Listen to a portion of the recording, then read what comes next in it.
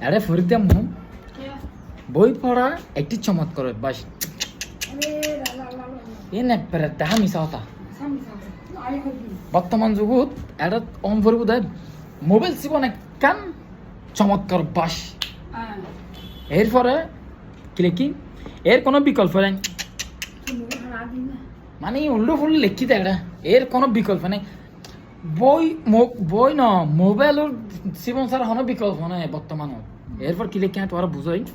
জ্ঞান অর্জন করতে হলে বই পড়তে হবে মানে একখান মিশা তাহলে লিখি দে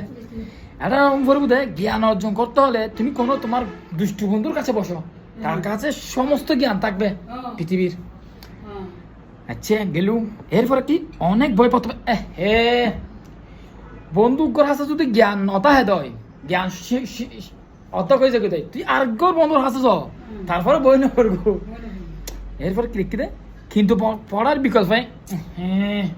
পুরা ভুল হতা যা মিশা হতা এটা লাম পড়বো দে বন্ধু জ্ঞান যদি সীমিত হয়ে যায় আরেক বন্ধুর কাছে যাও কিন্তু বন্ধু সারণ যেত না কি হওয়া মো বন্ধু সারণ যেত না এটা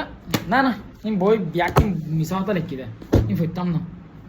কেন দাম না